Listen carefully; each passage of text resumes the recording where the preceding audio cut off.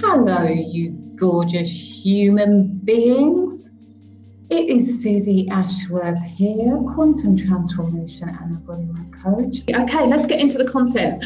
We are talking about the 5 money mistakes that I really want you to stop making. So number 1 mistake that people are making is that they haven't decided that they are allowed.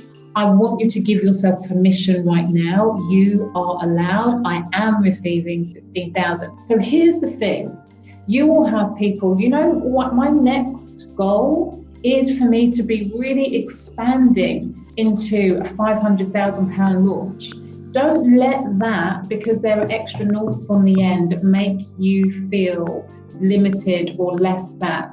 Doubling your income. How my business grew was I made the decision to double my income year on year on year. And when I stopped doing that, I started doing different things, which is why you are now sat here and why I now talk about quantum leaps and accelerated growth. Because when I stopped, I knew I had to start thinking differently. This is a bonus tip for you. When you are stuck, when you have stopped, or when you are failing to get started, you have to look at things differently. Second mistake, number 2, is that you are still running way too many negative scripts about what it means to receive what it is that you want. Okay, I'm going to say that again. You are running way too many negative scripts about receiving what it is that you want. i.e., I am greedy if I want more. It's too much. I don't need that amount of money. I'm not allowed to earn more than my parents. What will the people on Facebook say if they knew how much I was charging for what it is that I want to charge? You have to look and catch those negative stories about receiving what it is that you want to receive. And they are rife and they are everywhere. Every time that you are doing that to other people, you are limiting yourself. It's like you're putting that, it's like you've created the glass ceiling and you cannot rise above it.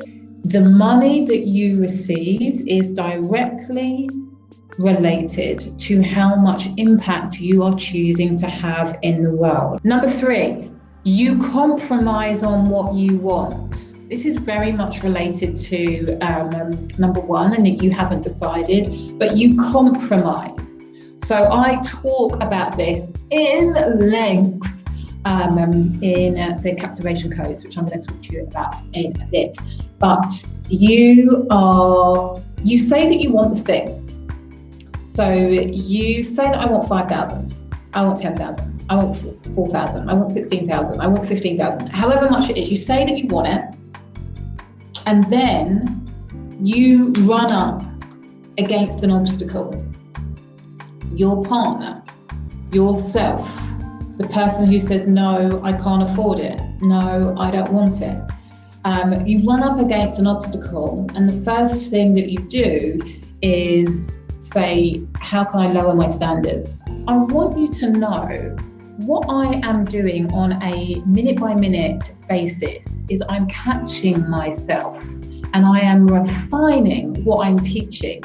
So this is kind of like top level, and you are going to retain some of it, and some of it you're going to forget, and that's fine, because repetition is the key. Like keeping on hearing the same thing is the key, is the key, is the key. But I want you to understand that as you expand, and as I've gone from 5K months to 50K months to wanting 500K launches, it's the same process, but it is about refinement. So I want you to look at where you're prepared to lower your standards and how quickly you're prepared to lower your standards, because you've run up against something, you've run up against some resistance. Don't do that. Don't do that. The reason that people look at my business over the last 6 years and are like, Wow, you have had this level of acceleration. Wow, how have you done that? So I've set my standards and I've not compromised on them. And so in the short term, where I've run up against challenges, it might have felt hard. But in the mid to long term, I've actually managed to leapfrog many other people who started in business at the same time as me, who were doing the same thing as me, because I refused to compromise when they did. Does that make sense? Stop fucking compromising. Number 4, you are obsessed with control. I know that there are a lot of control freaks in this house. Why?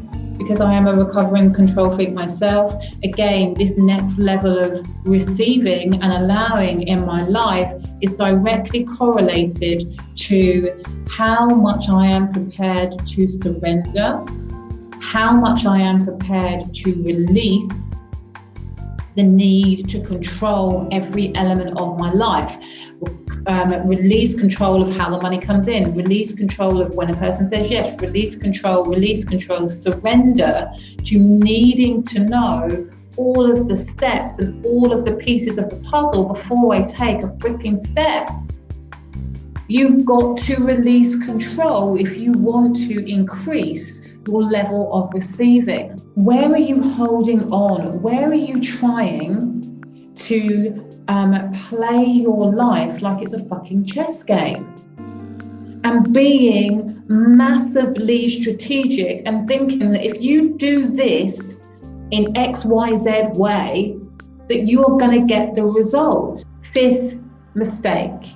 When you start to get into a pattern of receiving, just a little bit here and a little bit there, your first thought is to go back to lack. Your first thought is, this isn't gonna last. Your first thought is, how am I gonna fuck this up? So when you are getting what it is that you want to get, and then your brain says, I am not used to this, I need to stop this right now. And so you sabotage it, and you do stop it. But I want you to know that it starts with the thought that this isn't going to last. And what you're really saying is, I don't deserve this. I'm not worthy of receiving this. And so sometimes consciously, many times subconsciously, you don't even realize it. So, and subconsciously, it can show up in getting sick. It can show up in getting burnt out. It can show up in family members getting sick. It can show up in arguments. It can show up in everything's amazing, and then having a massive argument with your partner or with your sibling or your kids, like just absolutely going crazy and you losing your shit.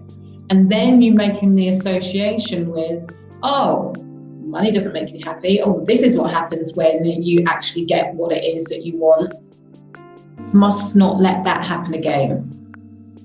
It's an upper limit. And so it comes back to, see how this works? It comes back to point 1, deciding that it is safe for you to receive and expand into abundance and keep on expanding into abundance. It's safe for you to choose. The better it gets, the better it gets. It's safe for you to choose. The more I make, the easier it gets. It's safe for you to choose continued expansion. I love you. This has been super fun. And I will see you around the interwebs. Right. Mwah.